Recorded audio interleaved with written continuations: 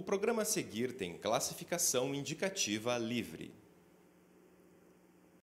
O Brasil tem quase 2 milhões de quilômetros de estradas e rodovias. Por esses caminhos passam grande parte da riqueza brasileira. Aqui no Paraná, por exemplo, caminhões transportam 71% do farelo, soja, milho e açúcar que são exportados pelo Porto de Paranaguá. O transporte rodoviário é o principal sistema logístico do Brasil e hoje é preciso seguir regras ambientais, tanto para criar novas rodovias quanto para ampliar, melhorar e operar as que já existem. Tudo isso para proteger a natureza. É sobre este assunto que o Em Tese vai tratar hoje.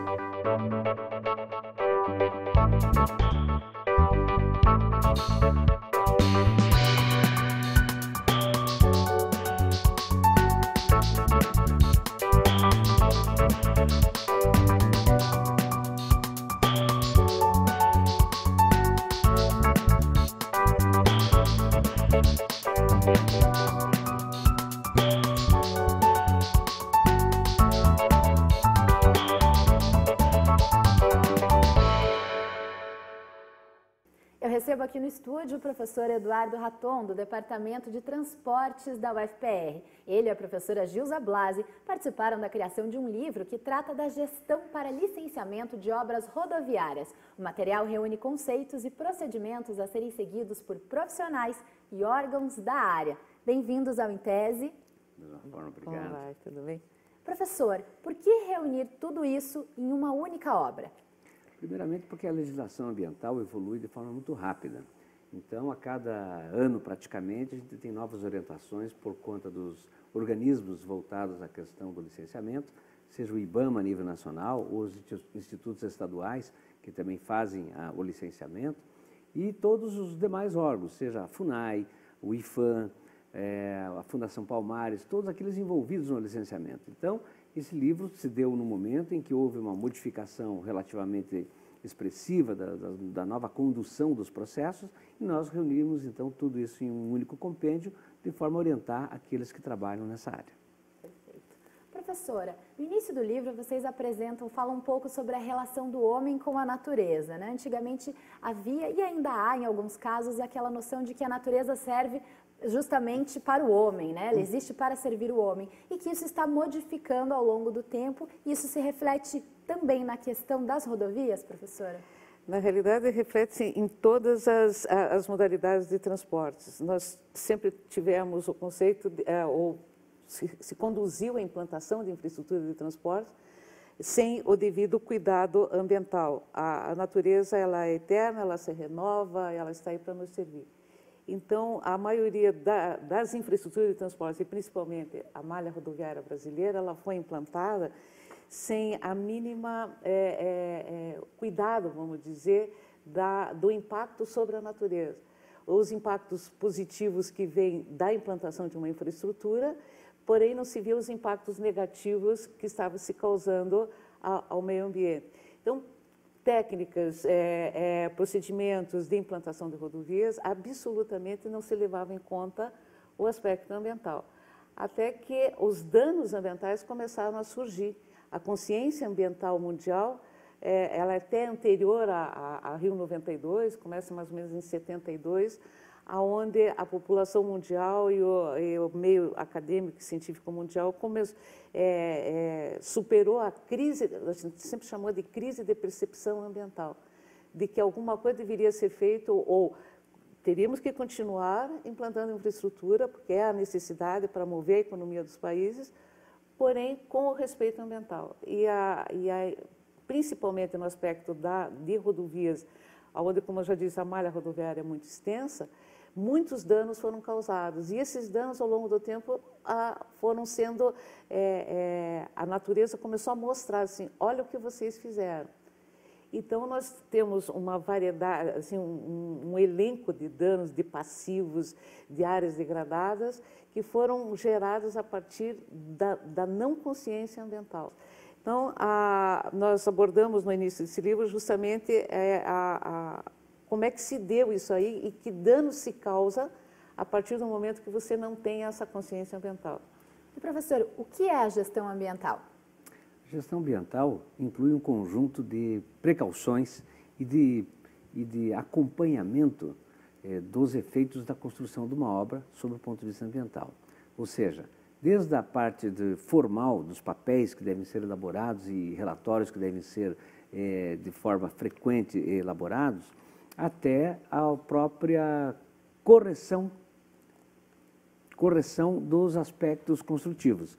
Ou seja, é possível que durante uma determinada obra se ocorra, apesar de todos os estudos que são feitos antes, coisas não previstas. Exemplo, aparecimento de sítios arqueológicos.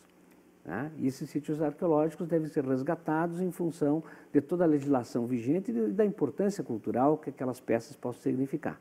Então, no meio do caminho, no meio de uma obra onde não se havia identificado essa ocorrência, pode se tornar necessário imediatamente se fazer o isolamento dessa área, resgatar essas peças ou mesmo desviar a própria diretriz dessa implantação, se esse sítio for de alta relevância. Né?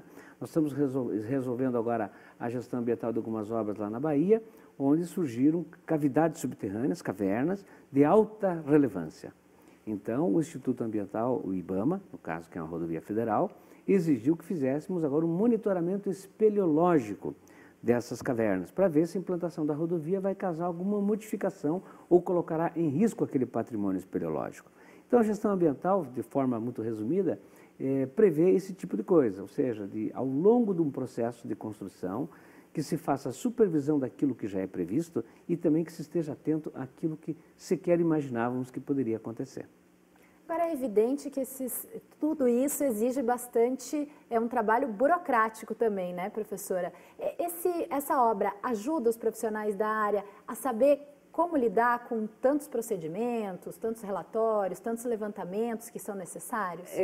A partir do momento que nós temos uma demanda muito grande por estudos de impacto ambiental devido à legislação, os técnicos da área, dos próprios órgãos ambientais, eles ficam meio assim, como é que nós devemos proceder agora? É o tipo de obra, é de 1.000 quilômetros, é de 100, eu vou duplicar, vou melhorar. Então, nós mesmos, nos projetos que nós desenvolvemos, às vezes a gente diz assim, não, nós fizemos, seguimos determinado procedimento, mas mudou. Então, tem muita coisa que tem vindo na área ambiental até para facilitar a condução dos estudos. Então, nós fizemos, ou colocamos nesse livro, a legislação mais recente, e inclusive abordando a parte de regularização ambiental, que é muito importante e que não está se divulgando muito no país. Que nós temos em torno de 55.000 quilômetros de rodovias federais pavimentadas, que foram implantadas anteriormente à legislação ambiental.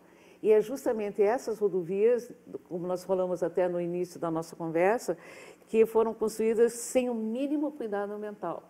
E hoje o órgão ambiental, o IBAMA, no caso, e também existe uma portaria entre o Ministério do Meio Ambiente e o Ministério do Transportes, que esses 55.000 quilômetros de rodovias federais pavimentadas deverão ser regularizadas ambientalmente. Agora, como proceder essa regularização? Que tipo de estudo tem que se ter?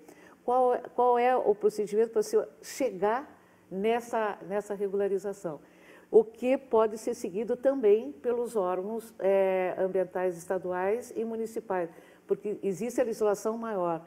A partir da legislação maior, quer dizer, na estrutura de um Sistema Nacional de Meio Ambiente, vem o órgão ambiental federal, que é o IBAMA, junto com o ICMBio, e abaixo vem os órgãos ambientais estaduais.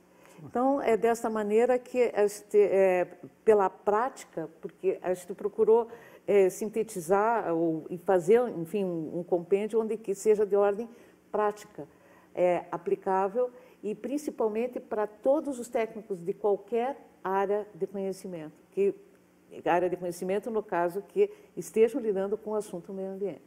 Agora, além desses procedimentos, professor, o que a obra traz de novidade, de novo?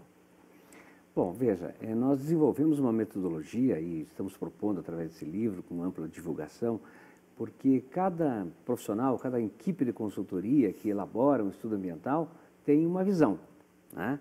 E como são equipes multidisciplinares, às vezes fica difícil de você estabelecer o que é mais importante ou menos importante. Na verdade, é difícil essa comparação entre coisas de ordem diferente. Por exemplo, se eu vou fazer uma supressão de uma floresta, ou de parte de uma floresta, e, por outro lado, eu vou ter ganhos econômicos muito importantes, da diminuição do custo de transporte, da redução de acidentes, enfim, como comparar uma coisa com a outra? O que é mais importante, a diminuição do custo ou a supressão da vegetação? Ambas são importantes. Então, nós colocamos nessa publicação uma metodologia que nós testamos e ajustamos através de vários estudos para que você possa valorar os impactos ambientais. E aí somar aqueles que são positivos, somar os negativos, né? Que quando se fala de impacto, sempre você tem a noção de que o impacto é uma coisa ruim, e não é. Podemos ter impactos positivos e negativos. E aí se compara se aquele determinado traçado, aquela proposta de implantação vai trazer mais efeitos positivos ou negativos. Então isso leva-se em conta a temporalidade, leva-se em conta a significância e leva-se em conta a probabilidade de ocorrência. O que até então não havia nenhuma metodologia que nós conhecêssemos que levava em consideração essa probabilidade de ocorrência. Porque se as medidas de mitigação forem implantadas de forma correta, nós conseguimos reduzir a probabilidade de ocorrência de certos efeitos negativos, né? Ou mitigá-los à mínima significância.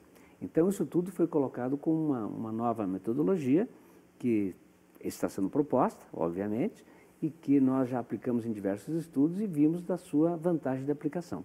Então, acho que essa é uma contribuição importante que está aposta nesse livro. Vamos fazer agora uma viagem e conhecer as descobertas científicas de outros lugares do mundo. Acompanhe o nosso giro de pesquisas.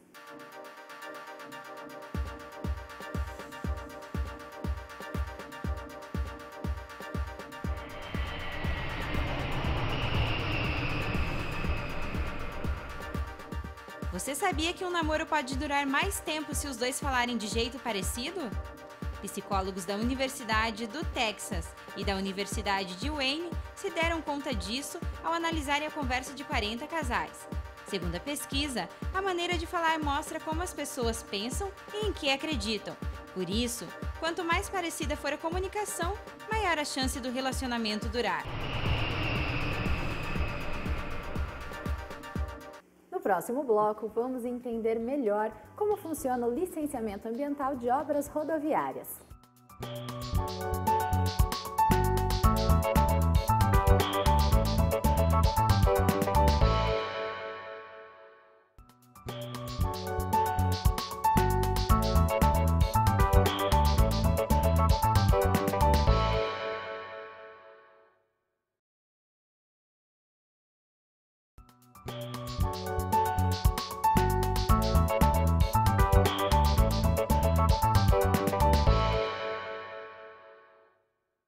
O Intese fala hoje sobre o licenciamento ambiental de obras rodoviárias. Eu recebo no estúdio o professor Eduardo Raton e a professora Gilza Blasi.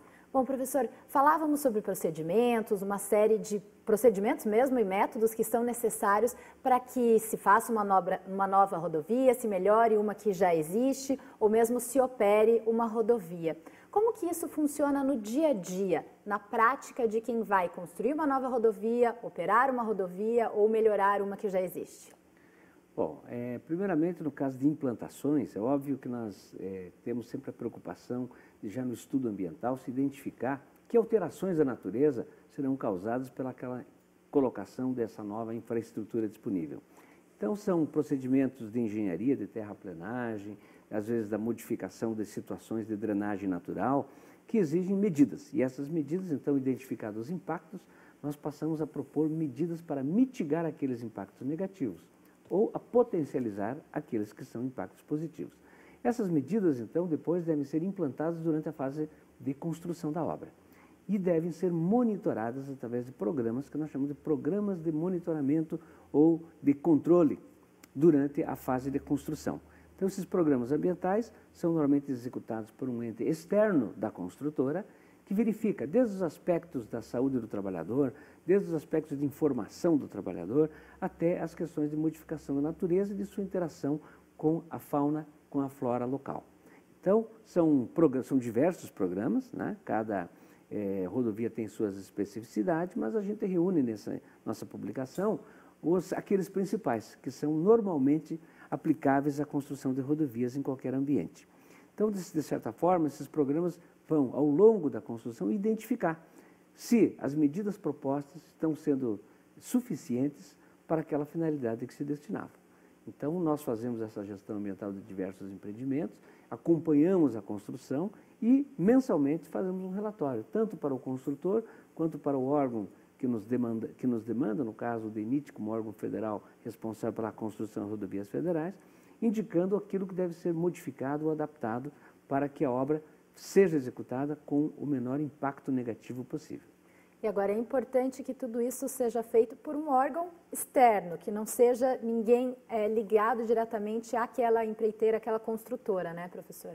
Exatamente. A universidade, por ser academia, por reunir uma série de especialistas, como é o caso da Universidade Federal do Paraná, uma universidade centenária, hoje nos nossos programas nós envolvemos pelo menos 7 diferentes setores da universidade, seja o setor de educação, o setor de tecnologia, o setor de ciências da terra, onde está lá a geologia, a cartografia, a geografia, setor de ciências agrárias, onde tem lá os agrônomos, os engenheiros florestais, setor de biologia, enfim, diversos setores, porque lá existem professores especializados em diversas áreas. Então, essa transversalidade de um aspecto com o outro exige que a gente tenha também essa multidisciplinaridade. E isso é o papel da universidade por ser um órgão que desenvolve tecnologia. Muitas vezes as pessoas não entendem isso, mas é importante se deixar claro que é função, sim, da universidade, também, além do ensino e da pesquisa, desenvolver a extensão. E é por isso que nós fazemos isso pela universidade, que é externa e não tem absolutamente nenhum tipo de relação com nenhuma empresa construtora ou nem com os órgãos públicos que fazem a supervisão do ponto de vista do licenciamento. Professora, também é muito importante nesse contexto a questão da educação ambiental. Eu queria que a senhora explicasse como que essa educação ambiental pode ser feita de maneira que seja mais efetiva para todos os envolvidos. Bom, o próprio IBAMA tem uma instrução normativa de como deve ser conduzido o programa de educação ambiental. Então, ele tem que ser executado durante a fase de implantação e agora também durante a fase de operação. Quando se fala durante a fase de operação, por quanto tempo? É ad eterno. A educação ambiental no Brasil, nós chegamos à conclusão que ela tem que ser, apesar de estar de acordo com a política de educação ambiental nacional, ela está inserida no currículo da educação básica, sim, educação infantil e ensino fundamental, mas quando nós, enquanto universidade e executando o programa de educação ambiental, nós procuramos fazer de uma maneira que fique consolidada a partir de multiplicadores. Então, como estávamos comentando, que uma supervisora ambiental que vai executar um programa, ela vai fazer o mínimo necessário, porque tem que cumprir condicionantes das licenças ambientais. Nós, enquanto universidade, a gente sempre expande mais, te procura, além da formação, levar muito material didático, porque rodovias, por serem obras lineares, certo? Elas abrangem uma heterogeneidade de municípios, de culturas, de IDH, que nós temos que ter cuidado com isso. E eles sequer, tem determinadas áreas, regiões no país, que as escolas não têm uma biblioteca onde se explore essa parte de meio ambiente para repassar os alunos. Então, nós temos muito cuidado com essa parte, se dá muita atenção em termos da educação formal, quer dizer, municiar essa educação formal para que expanda, junto às comunidades e principalmente os usuários da rodovia, a classe dos caminhoneiros, é muito abordada, porque existe um outro programa que atua junto com a educação ambiental, que é o programa de comunicação social. Então, sempre está se desenvolvendo novos métodos de abordagem, de conscientização. A partir foram desenvolvidos para a supervisão ambiental da BR-262 no Mato Grosso do Sul e a BR-487 na Estrada da Boiadeira aqui no Paraná. CDs com músicas com conteúdos regionais e com melodias também, que são do gosto dos caminhoneiros, para chamar a atenção o problema do lixo, que é muito grave. Enfim, a parte de educação ambiental, de todos os programas que envolvem uma gestão ambiental, a educação ambiental aliada à comunicação social é que a gente dá muito mais atenção, porque é ela que tem mais efeito e que fica junto aos públicos envolvidos. E principalmente as comunidades, né, lindeiras à rodovia, no sentido de mostrar qual é o benefício que está sendo trazido a partir da implantação e qual é o papel dessa comunidade no sentido de preservar aquele bem público. Um outro programa, professor, importante também é a questão da proteção da fauna e da flora que fica ao redor dessas rodovias. Como que isso funciona?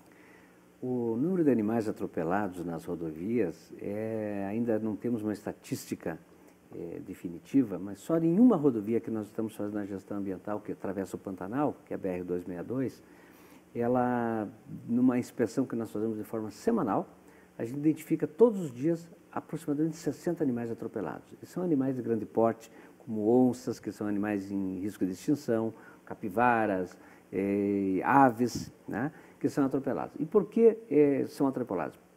Por várias causas. Uma delas, ligado ao que a professora acabou de falar, a falta de educação ambiental do próprio usuário, né?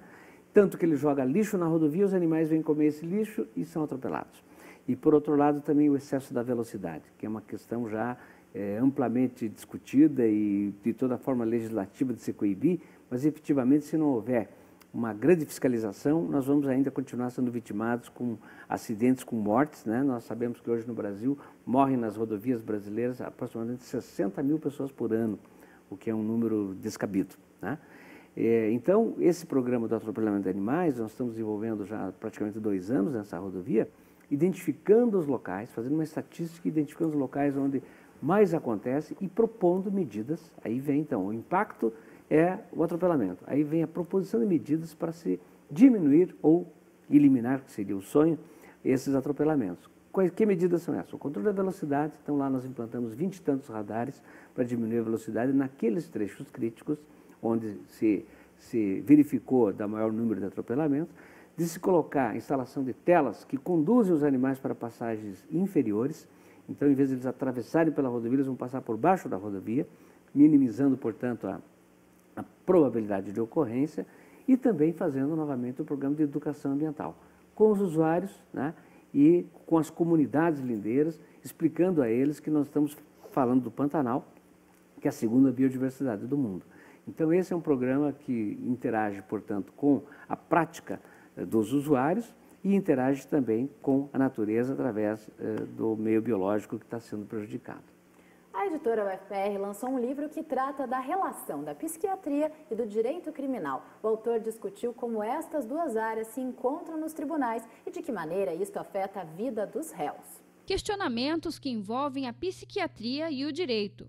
2 profissões que se aproximam quando o assunto é liberdade humana. Tema que sempre despertou o interesse do professor de Direito Penal e de Criminologia, Joy Tennyson Velo, que escreveu o livro Teoria Crítica do Juízo de Imputabilidade Criminal. O objetivo é tecer uma crítica à atitude da magistratura diante da perícia psiquiátrica em processo criminal. Ao longo da vida profissional, eu fui constatando que é muito comum um certo juízo acrítico da parte da magistratura em relação a laudos psiquiátricos. Entre pesquisas, estudos da tese e o livro, foram cerca de 10 anos. A obra critica os métodos adotados pela psiquiatria e aceitos pelo magistério. Segundo o autor, muitas vezes os psiquiatras têm pouco tempo para fazer o laudo, o que pode ter como consequência tratamentos injustos. Pode não vir a ser propriamente absolvido, ou melhor, condenado, porque se for constatado que não é doente mental, ele receberá, de certa forma, um juízo de absolvição. Tecnicamente, uma absolvição imprópria, como nós chamamos assim. Mas, por outro lado, ele está sujeito a algumas consequências de tratamento psiquiátrico, que tem um matiz penal, porque é um tratamento compulsório e com algumas características, por se tratar de um doente mental que praticou um ilícito, né, ele vai sofrer consequências graves, né, em torno daquilo que nós chamamos de medida de segurança. A consequência seria a medida de segurança. Um exemplo é a história real retratada no filme O Bicho de Sete Cabeças. Um jovem é internado em um hospital psiquiátrico pelo pai, porque encontra um cigarro de maconha com o rapaz. No manicômio, Neto, interpretado pelo ator Rodrigo Santoro, recebe tratamentos cruéis, como a camisa de força e os eletrochoques. Mãe, eles dão choque nos loucos, eles vão dar choque na minha cabeça, eles vão dar choque, mãe. No livro Holocausto Brasileiro, Genocídio, 60 mil mortes no maior hospício do Brasil, a jornalista Daniela Arbes retrata a triste história de quem vivia no Hospital Psiquiátrico de Barbacena, em Minas Gerais. Segundo a autora, apenas 30% dos internados tinham doenças mentais. O restante eram moradores de ruas, prostitutas, alcoólatras, homossexuais, meninas que engravidavam antes do casamento e até mesmo crianças. Todos passavam a viver de maneira desumana. O local foi comparado a um campo de concentração nazista.